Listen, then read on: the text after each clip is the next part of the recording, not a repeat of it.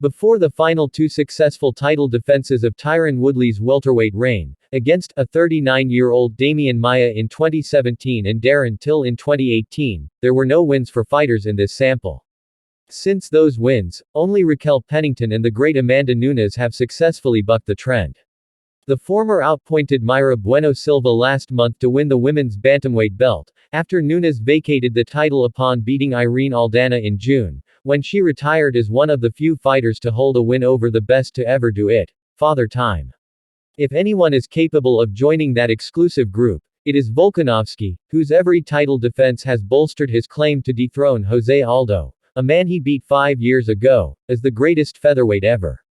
The Australian holds a professional record of 26-3 and has never lost at 145 pounds. His first defeat came at welterweight over a decade ago, before he came up short in 2 lightweight title shots in 2023. The first of those failures at 155 pounds was marginal, as he was outpointed by Islam Makhachev. The latter, however, marked Volkanovski's first encounter with the statistical curse in question, and his first affliction by it. Stepping in for Charles Oliveira on 10 days' notice, having barely recovered from surgery and hardly trained, Volkanovski was swiftly, brutally dismantled by Makhachev, who knocked out the featherweight king with the harshest of head kicks. That result came 3 weeks after Volkanovski's 35th birthday. Now there is the very real threat that, in the most unforgiving sport on the planet, Volkanovski could become the latest fighter to grow old overnight. Indeed, Woodley was crippled by the same rapid decay. Dominated by Kamaru Usman in his final title defense, Woodley exited the sport with a run of 4 straight defeats, all decisive. Then there was Usman himself. The Nigerian-American outdid his predecessor by recording 5 successful title defenses, only to find himself on the wrong end of one of the most captivating knockouts in UFC history in his next fight, his first after turning 35. Now Usman is on a 3-fight losing streak. For a while, he and Volkanovski were the consensus number 1 and 2 fighters in the UFC, pound for pound. Usman has cascaded down the rankings, fictive and contrived as they are, while Volkanovski has also begun to slip. The worry for the Australian is that this slip could become a fatal fall.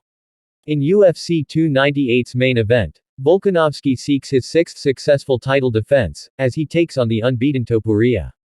Volkanovski may just be the outstanding archetype of the modern mixed martial artist, yet Topuria is also well-rounded, and the Georgian-born Spaniard has the power to change the course of an opponent's career, especially an opponent who was knocked out 4 months ago. 12 of Topuria's 14 wins have come via stoppage, 12 by submission and 2 by knockout. The 27-year-old last fought in June and earned a rare decision win, but even without a finish, Topuria managed to showcase his ruthlessness. El Matador outclassed Emmett in every area of the game, battering the American to the head, body and legs and thrice dropping him to the canvas, where he controlled the grappling specialist. In the final round, Topuria was intelligently evasive of Emmett's notorious power, before taking him down and scrambling circles around him. Topuria is as fierce as they come, and he is fresh now. There are fears that Volkanovski is far from fresh himself. After losing to Makhachev in October, the Australian tearfully admitted that his frequent fights, and ill-informed decision to face Makhachev on short notice, were down to struggles with his mental health.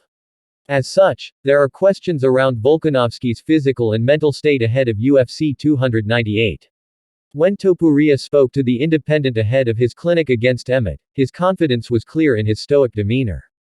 Recently, however, Topuria has made an aggressive pivot in self-presentation. Almost a caricature of arrogance at this point, he has already updated his social media bios to read, UFC champion. Undefeated 15-0. The UFC may just hope that prediction materializes. As its expansion into Europe continues, Topuria would be a useful commodity, especially with his already sizable fanbase, which includes more than 2 million Instagram followers.